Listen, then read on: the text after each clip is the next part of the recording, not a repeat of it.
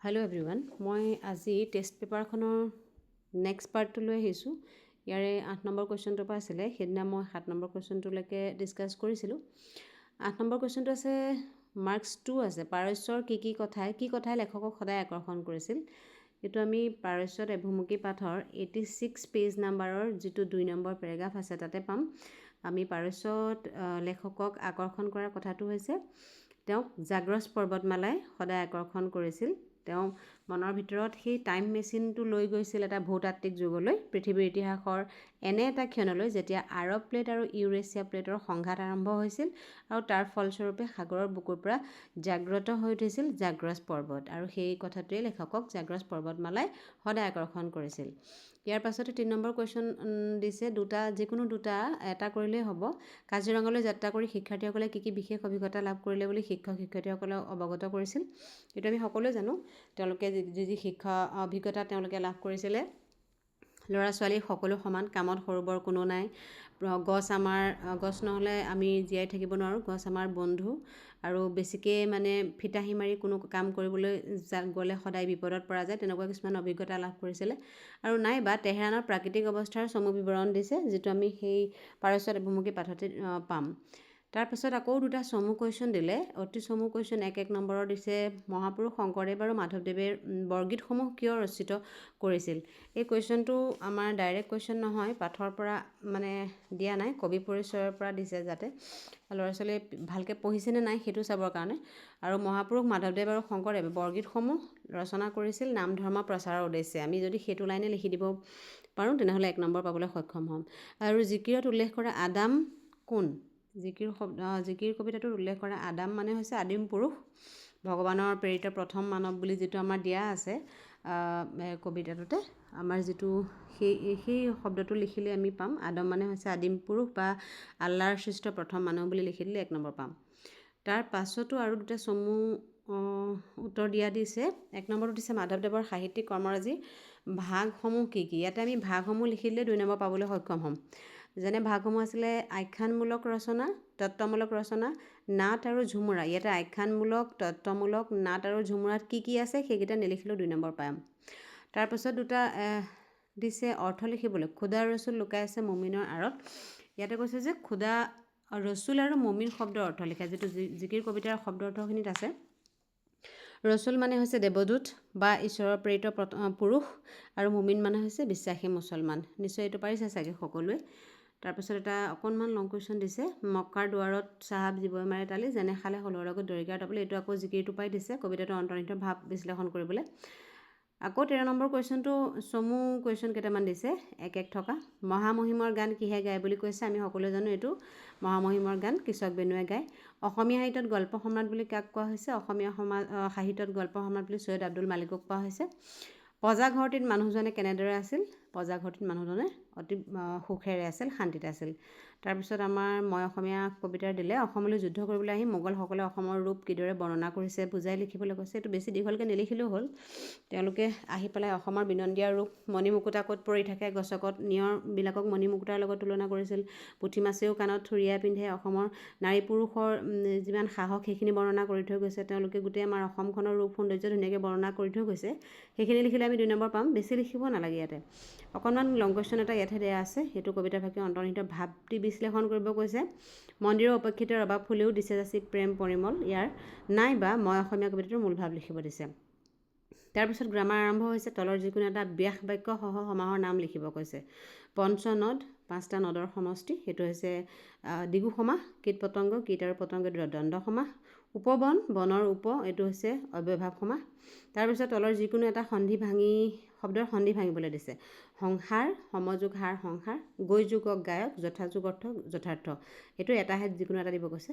তাৰপিছত দিছে তলৰ বাক্যটি মিশ্ৰ বাক্যলৈ পৰিৱৰ্তন কৰা। এইটো বাক্য পৰিৱৰ্তন মিছা কোৱাজনক সকলোৱে বেয়া পায়। আমি এইটো মিশ্ৰ বাক্যলৈ যিহেতু নিব কৈছে, এইটো লিখিব যিজনে মিছা কয় সেইজনক সকলোৱে বেয়া পায় বুলি লিখি দিলে 1 নম্বৰ এটা পাবলৈ সক্ষম হ'ম। তাৰপিছত দিলে নত্যবিধি আৰু সত্যবিধি হোৱাৰ কাৰণবিলাক দিলে। নত্যবিধি সত্যবিধি কিয় হৈছে লিখা বুলি কৈছে।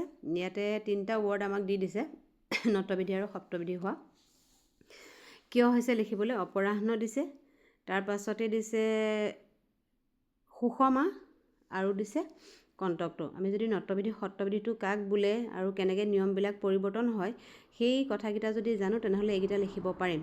মধুনীয়া ত বৰ্গৰ পিছত থকা কোনটো শব্দ থাকিলে মানে তাতে কি হয়, মধুনীয়া ত দন্তীয়া ন ঠাইত মধুনীয়া ন হয়, সু উপসৰ্গৰ পাছত থকা সমা শব্দ থাকিলে দন্তীয়া শৰ ঠাইত মধুনীয়া শ হয়, আকৌ পৰ শব্দৰ পিছত হু থাকিলে মধুনীয়া ন হয়, এনেকৈ লিখিব লাগিব। তাৰপিছত দিছে যথাস্থানত জ্যোতিচিহ্ন বহুৱা, ইয়াতে কমা দাৰি ঊৰ্ধ্বকমা ক'ত কি হ'ব এইটো বহাব কৈছে। তিলকে কৈছিল স্বাধীনতা মোৰ জন্মস্বত্ৰ, ইয়াত আমি তিলকে কৈছিল কমা দি পেলাই এইটো ঊৰ্ধ্বকমাৰ ভিতৰত লিখিব লাগিব যে স্বাধীনতা মোৰ জন্মস্বত্ৰ, তাৰপিছত দাৰি দিব লাগিব। ইয়াৰ পাছৰ কুৱেশ্যনটো হৈছে তলৰ যিকোনো এটাৰ অৰ্থ প্ৰকাশ হোৱাকৈ বাক্য ৰচনা কৰা। ইয়াৰ সাতঘাটৰ চেঙেলী গাই বাইছা ন দিক, ইয়াৰ অৰ্থকেইটা জানিলে আমি যিকোনো এটাৰ নিশ্চয় কৰিব পাৰিম। সাতঘাটৰ চেঙেলী মানে অতি দুষ্ট প্ৰকৃতিৰ ল'ৰা ছোৱালী, গাই বাইছা যিকোনো কথা এটা কৈ চোৱা, ন দিক মানে জোৰকৈ কোৱা। তাৰপিছত দিলে বিপৰীত শব্দৰ অৰ্থ লিখিবলৈ, ইয়াৰ বিপৰীত শব্দৰ অৰ্থ তিনিটা দিছে লিখিবলৈ। এটা দিছে বিস্তৃত, তাৰপিছতো দিছে স্থাৱৰ আৰু তাৰপাছতো দিছে গহীন। বিস্তৃত শব্দৰ বিপৰীত শব্দ হৈছে সংকীৰ্ণ, স্থাৱৰ মানে হৈছে স্থাৱৰ অস্থাৱৰ লিখিব পাৰি আৰু জংগমো লিখিব পাৰি, আৰু গহীন মানে হৈছে পাতল, গহীনৰ মানে বিপৰীত শব্দ। তাৰপিছত এটা শব্দত প্ৰকাশ কৰা দিলে যি আগেয়ে হোৱা নাই, অভূতপূৰ্ব, মাতৃয়ে নিৰ্মিত মৃন্ময়, হঠাতে হোৱা ঘটনা আকস্মিক। ইয়াতে প্ৰত্যয় ভাঙি দেখুৱাব কৈছে নাৱৰীয়া নাওজুগৰীয়া, দুষ্ট যুগ আমি দুষ্টামি, লিখ যুগ উটা লিখোতা। আৰু সমাৰ্থক শব্দ দিছে ধ্যানী সুমধুৰ আভা, ধ্যানী যোগী বুলিও ক'ব পাৰোঁ, সুমধুৰ মানে মধুৰ, আভা মানে হৈছে পোহৰ। তাৰপিছততো এইখিনি ব্যাখ্যা কৰিবলৈ দিলে, ভাৱ সম্প্ৰসাৰণ কৰিব দিছে। তাৰপিছত দিছে এখন অনুপস্থিত থকাৰ কাৰণে এখন আবেদন লিখিবৰ কাৰণে, সেইকেইটা আমি এতিয়া নকৰোঁ। তাৰপিছত 18 নম্বৰ কুৱেশ্যনটো একদম লং কুৱেশ্যন, ৰচনাই লিখিব দিছে। তাৰপিছত বৈচিত্ৰ্যময় অসমৰ কুৱেশ্যন নম্বৰ 21ত দিছে বিষাদ যোগ পাঠটি ক'ৰ পৰা তুলি লোৱা হৈছে, বিষাদ যোগ পাঠটি কথাগীতাৰ পৰা তুলি লোৱা হৈছে। তাৰপিছত এতিয়া তাৰ দুটা দিলে বিক্ৰমশিলা বিশ্ববিদ্যালয়ৰ চমুটোকা আৰু কুলক্ষয় দুখ কিয় মহাপাপ বোলা হৈছিল। এইকেইটা এটা লং কুৱেশ্যন 23 নম্বৰতে আকৌ আছে। তাৰপিছতহে দিছে কপিল মুনিৰ মাতৃ কোন আছিল, এটা শ্বৰ্ট কুৱেশ্যন দিছে, এইটো হৈছে দেৱহূতি। আকৌ দিলে নহ'লে যে বিশ্বসভাত নহ'বতোৰ বহাৰ ঠাই, এইটো বিশ্বসভাত বহিবলৈ ঠাই পাবলৈ কি কৰিবলৈ নিৰ্দেশ দিছে। আমি এইটো ধৰ ঝাৰু ধৰ ভাই কবিতাটোতে আছে যে সকলোৱে মনৰ ভিতৰৰ মলি মামৰখিনি জাৰি পুচি মানে কি গোটেই মলি মামৰখিনি পেলাই দিব লাগিব, নহ'লে আমি যদি নিজৰ মাজতে খোৱা কামত লাগি থাকোঁ, অসমৰ মানুহবিলাকৰ ভাৰতৰ মানুহবিলাকৰ মাজতে যদি লাগি থাকোঁ, তেনেহ'লে কিন্তু বিদেশীয়ে আমাক কোনোদিনা স্বাধীন হ'বলৈ নিদিব, আমি বিশ্বসভাত বহিবলৈ ঠাই নাপাম। তাৰপৰা নেক্সট নাইবা দিছে মাকৰ কি কি গুণৰ কাৰণে শিশু কৃষ্ণৰ লাজ লাগে বুলি কৈছিল, এইটো কবিতাটো আধাৰত লিখিলেই হ'ল। তাৰপিছত তলৰ বাক্যটি শুদ্ধকৈ লিখা 27 নম্বৰ কুৱেশ্যনটো আছে, মই দশমমান শ্ৰেণীত পঢ়োঁ, এইটো দশমমান নহয়, মই দশম শ্ৰেণীত পঢ়োঁ লিখি দিলে 1 নম্বৰ এটা পাই যায়। উপসৰ্গ ব্যৱহাৰ কৰি এটা শুদ্ধ বাক্য লিখা, উপসৰ্গ ব্যৱহাৰ কৰি পেলাই অপকাৰ, আমি মানুহক অপকাৰ কৰিব নালাগে বুলি লিখি দিলেই হ'ল। খালী ঠাইত উপযুক্ত অনুসৰ্গ বহাব গৈছে, তুমি বৰষুণতে গলাচোন বুলি লিখি দিলে হ'ল। আৰু ইয়াত দিছে সমাৰ্থক শব্দ লিখিবলৈ একেবাৰে ইজি, যিকেইটা কাপোৰ বস্ত্ৰ বিদ্যালয় পঢ়াশালী।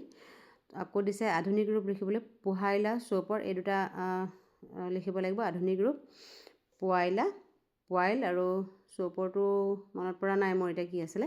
তলত দিয়া যিকোনো এটা শব্দৰ বিপৰীত অৰ্থ লিখা, অমৃত বিষ বা গৰল, স্বাৰ্থ নিস্বাৰ্থ। তাৰপিছত দিছে যে এটা বিপৰীত লিংগ লিখিবলৈ কৈছে বন্দা যায়, এইটো দতাল হ'ব লাগিছিলে, দ্ৰিতাল আহিলে, দতালটো মাখুন্দী হয়। তাৰ বাকীটো হৈছে এটা সূত্ৰ লিখিবলৈ দিছে, সেইকেইটা এতিয়া আমি ডিছকাছ নকৰোঁ। ঝুমুৰা, ঝুমুৰি, কুসুমমালা আৰু চৰণ, এইটো চন্দ্ৰৰ পৰা দিছে, এইকেইটা চন্দ্ৰৰ ভাগ। আৰু থুলমূলকৈ কুৱেশ্যনখিনি শ্বৰ্ট কুৱেশ্যনখিনি ইমানেই আছিলে। ভিডিঅ'টো যদি ভাল লাগিছে লাইক এটা কৰিবা, শ্বেয়াৰ কৰি দিবা আৰু ছাবস্ক্ৰাইব কৰি দিবা। ধন্যবাদ।